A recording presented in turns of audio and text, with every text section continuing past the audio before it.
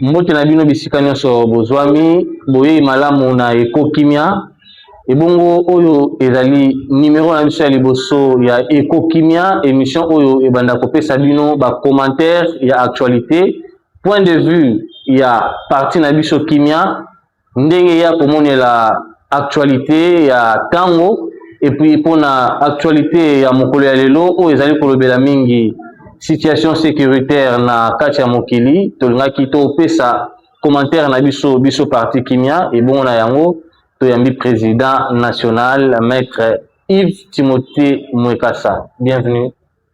Merci camarade Jonathan pour la initiative ya malamu ozwi ya kopesa biso occasion régulièrement ya pour partager na bandeko ba congolais makanisi na biso sur actualité ezala actualité internationale ezala actualité ya mboka na biso Congo ezala pe vision de toko monde l'avenir na pesio félicitations pe Longonia pour la concept oyo.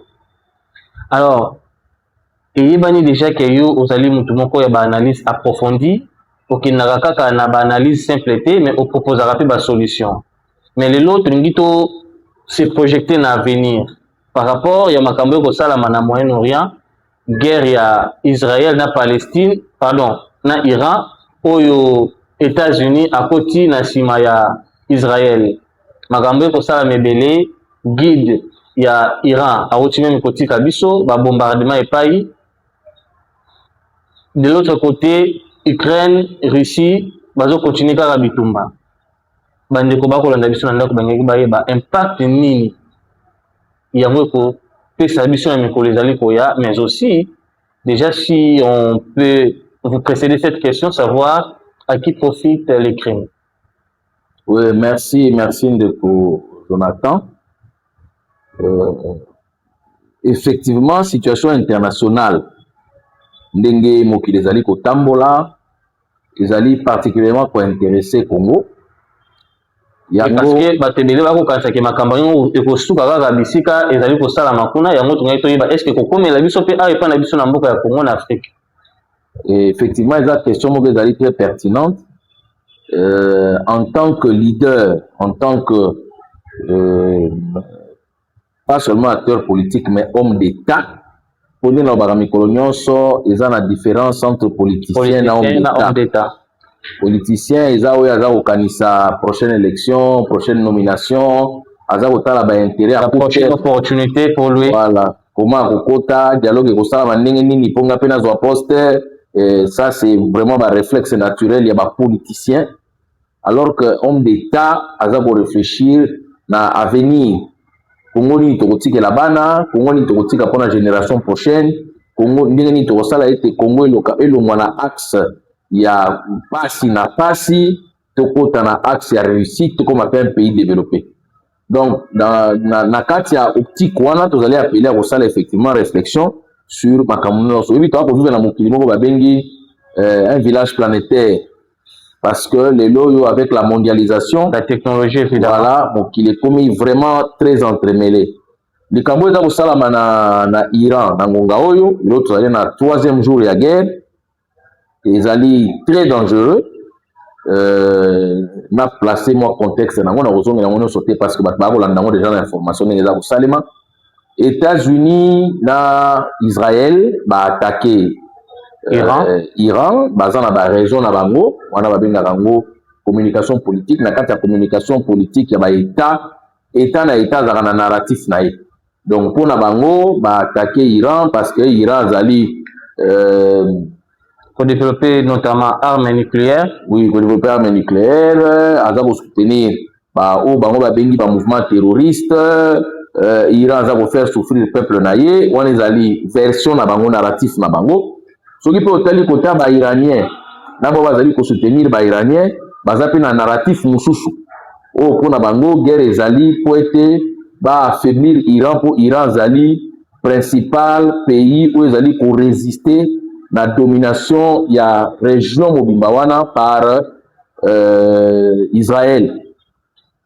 Donc pays na pays bango groupe na narratif na bango, mais les faits ezali ete na mokolo ya lelo depuis première attaque aux États-Unis na Israël balancaki sur Iran lelo yo tolongwe kaka na ba pays wana misatu. D'autres pays ont été frappés, notamment le Yémen, Qatar, Qatar, Oman, Bahreïn, Émirats Arabes Unis, et c'est comme Dubaï et Zalaka, Arabie Saoudite, Koweït, donc les pays où on sont allés frapper. Et puis il y a d'autres pays où on est côté na bitumba. On a pour soutenir côté Iran, ils ont na Houthi na Yémen, côté ils ont na Hezbollah na Liban, à côté. On a pour soutenir Israël na États-Unis, tu l'as dit déclaration en France, na Royaume-Uni, bazali peu près à côté. Donc bitumba oyo bandaki na ba état mibale to misato de l'autre groupe d'abord l'Israël et puis États-Unis na Israël na Iran et États-Unis oui. 3 sikoyo to comme na plus de 10 pays oyo ba komi concerné na bitumba wana. Mais loko mo il faut tenir compte ya liboso zali ete ba pays o bazali na kati ya bitumba mingi na kati ya ba pays wana bazali parmi ba grands producteurs mondiaux à pétrole. Ici vous venez de placer les bases, président, on a compris le contexte de la guerre. Maintenant, nous voulons que vous puissiez directement aller à la question sur les impacts, notamment politiques, économiques, peut-être aussi on peut voir environnemental parce que toucher la parole de votre côté. Oui, effectivement. Dans un impact économique à Bitumbao. Dans Bitumbao, il y a toujours eu un bras de fer entre la grande puissance dans Mokili pour le contrôle de la production mondiale de pétrole. Pétrole, l'eau, ils allaient jusqu'à aujourd'hui la plus grande ressource en termes de production et d'énergie dans Mokili. Iran a un grand producteur de pétrole. Et production à Iran, le fait que Iran est sous sanction, il y a les États-Unis, bon, on a remonté mon histoire. En 1979, Bamola, Salaka révolution en Iran. Quoi ici, roi Iran, Shah d'Iran, comme on est qui Reza Pahlavi, quoi ici qui est soutenu par les Américains, instauré le régime islamique où ils allaient chapeautés par guide suprême. À l'époque, ils allaient qui Ali Khamenei, qui a régné de 79 à 89, là, ça a 10 ans comme guide suprême. Il y a Koufi, où il a remplacé Tete. Wana Ayatollah Khamenei, quand Koufi en 89, il va rappeler, va remplacer na Ali Khamenei. Bon, ils ont comme on a arabe, ils vont comprendre les prononciations. Mais eux, ils vont aussi comme Massiko, ils sont américains. Donc, il y a tension. Pendant le temps, les Américains, ils ont sous sanction pour battre le pétrole dans le monde. Si vous avez un fournisseur de pétrole dans le pays comme la Chine, dans le pays comme la Cuba, dans le pays qui ont conflit en Amérique. Donc, il y a déjà tension pour le contrôle du pétrole. Quand vous allez attaquer l'Iran, en représailles, l'Iran a attaqué le pays qui est Golfe, où ils ont la base américaine par là-bas. Les pays qui sont au Tangi, il y a la base américaine, mais les pays qui sont les grands producteurs de pétrole. Koweït, Qatar, Oman, Bahreïn, les pays qui sont.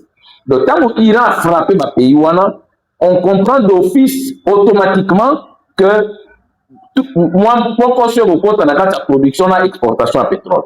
Et là, l'Iran a bloqué le détroit d'Ormuz. Ils allaient le raccourci, ils allaient chemin pour aller. Détroit, ils ont un corridor. Donc, ici, quand maille, océan et continue à corridor, place va payer ça. Si vous avez payé il y a Golfe et puis il y a pétrole là-bas dans Zélawan. Donc quand l'Iran a dit pour attaquer un navire dans la zone moi je payer pétrole et puis pétrole exact. Donc la première conséquence, la conséquence la plus évidente, c'est que répercussion vous allez sur le pétrole. L'élo pour le pétrole avant guerre et banda pétrole est côté à peu près dans le marché international, à peu près à 72-73 $ le baril. Mais en l'espace, il y a 2 jours, il y a guerre. Tu commune à 79, donc la bouton les autres, on est à 80 $ le baril. Donc, baril, prix à pétrole dans le marché international est comme ça. Ce qui prix à pétrole dans le marché international est mati, conséquence nango essence à la pompe et komata soki essence mati transport et komata soki transport et mati biloko komata. Donc il y a un effet boule de neige sur le plan économique, répercussion sur répercussion. Bisso étant un pays consommateur il y a pétrole, importateur il y a pétrole, donc pour subir la conséquence est bitumeli ko sama na Iran. Yangwana en tant que homme d'État, tous à la rappeler à ça là bien à la prospective, beaucoup ça la réflexion, beaucoup tinda mon avenir pour prévenir. Ce sera la seule conséquence ou il y en a d'autres avant qu'on aille dans les solutions, dans les perspectives. On est à la première conséquence, sur les conséquences sur le plan économique. Le plan économique, oui. Mais sur le plan géostratégique, conséquence c'est ça le niveau mondial. Ouais. Parce que les pays de plus en plus, on peut se retrouver à un niveau mokoyo et bandi peut troisième guerre mondiale. On parle de guerre mondiale lorsque l'affrontement est touché par pays où il y a plusieurs continents. Puisque vous parlez de la guerre mondiale, l'Iran se retrouve dans ces blocs qu'on appelle BRICS. Vous pensez que d'autres pays qui sont membres de cette communauté-là peuvent rejoindre la guerre? C'est possible, mais je ne pense pas que par rapport à la conséquence sécuritaire. Ouais. Oui, c'est possible, mais je ne pense pas que va rejoindre la guerre facilement. Pourquoi? Au moins, dans la deuxième guerre mondiale, dans le contexte est comme différent parce que s'il y a une troisième guerre mondiale, immanquablement, il vous a une guerre nucléaire.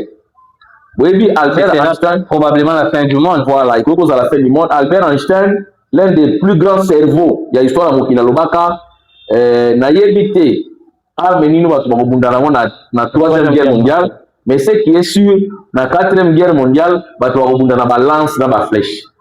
Donc ça veut dire que troisième guerre mondiale est pour détruire tellement l'humanité que la quatrième guerre mondiale, tout le monde a l'âge de la pierre taillée, tout le monde a le roi Banyama. Donc, s'il y a troisième guerre mondiale, il y aura destruction totale.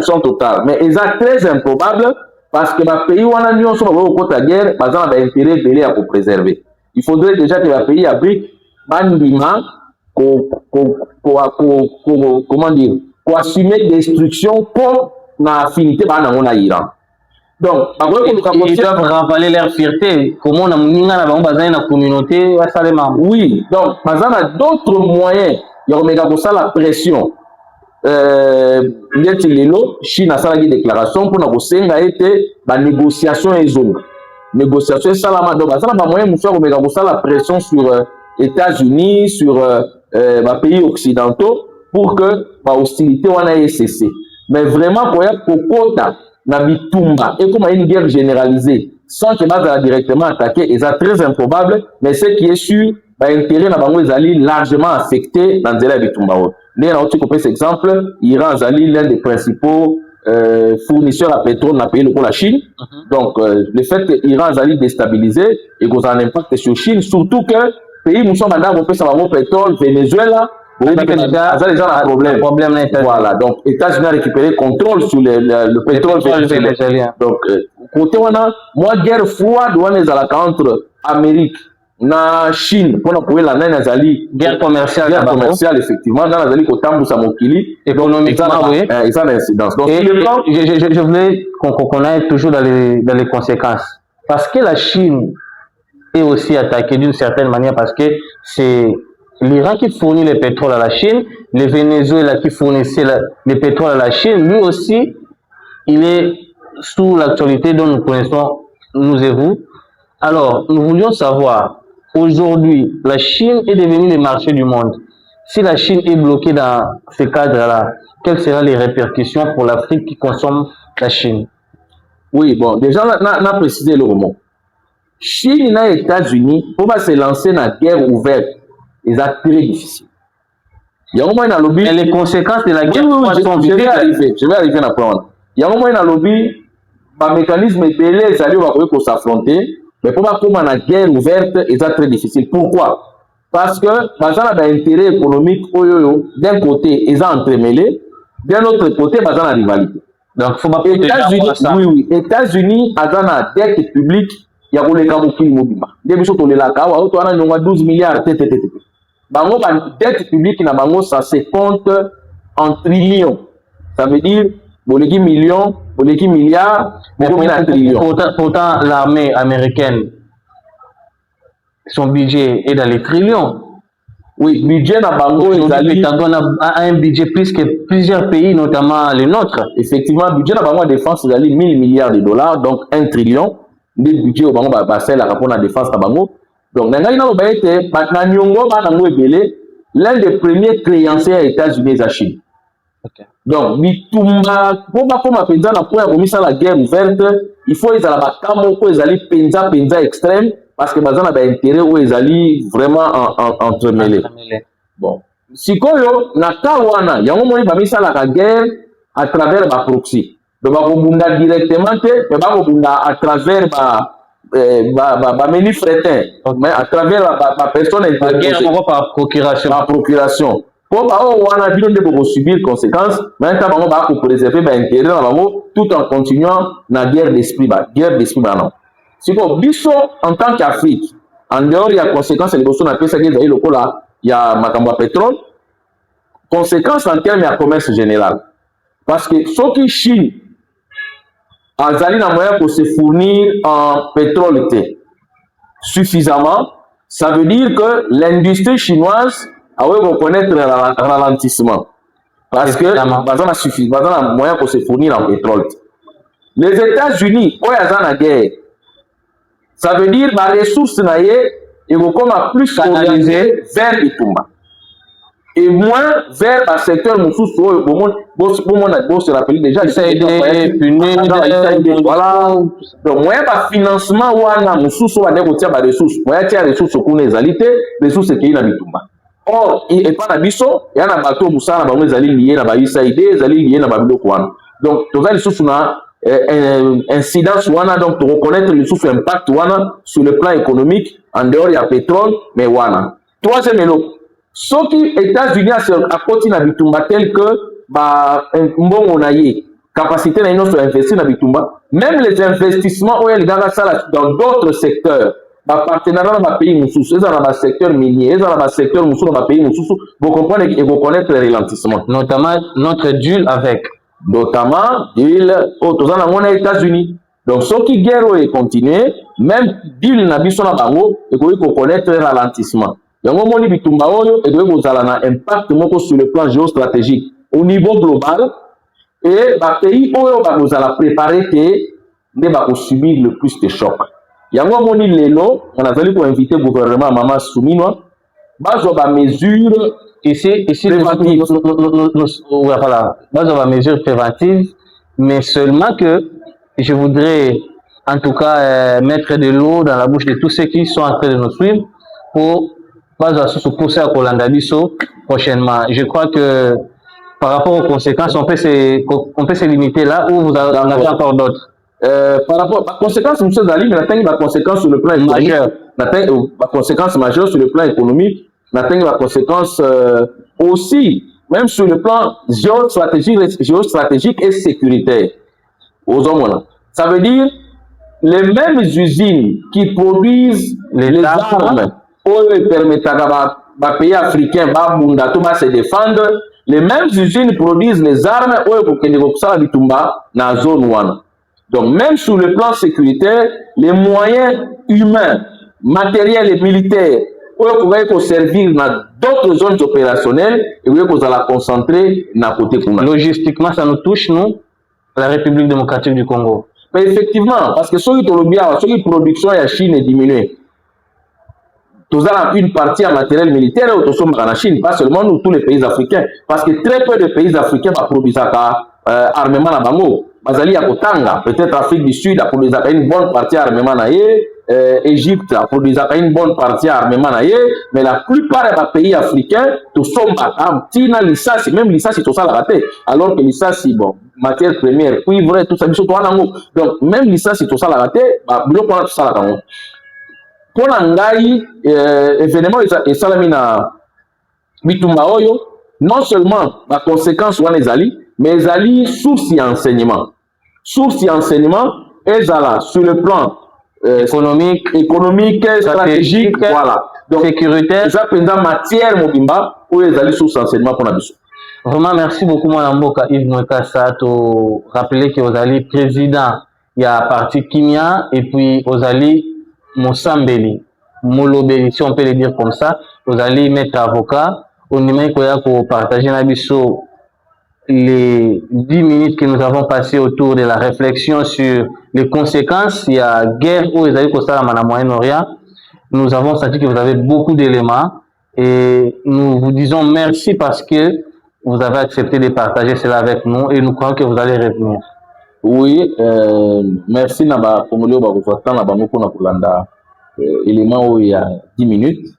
C'est vrai que le bétail est belé, les conséquences, les mesures du gouvernement au Kosovo, mais tout le monde peut-être la prochaine. Oui, en fait, je voulais annoncer ça à tous ceux qui sont en train de nous suivre que la prochaine fois que nous allons recevoir Maître Yves Mwekasa Sumbu dans ces plateaux, ce sera pour parler des perspectives. Qu'est-ce qu'il faut faire pour ne pas être vraiment, ce qui est sûr, nous serons touchés, mais pour ne pas être aussi fortement touchés par cette crise qui est en train de se produire au niveau du Moyen-Orient. Nous vous disons merci pour nous avoir suivis pendant ces 10 minutes.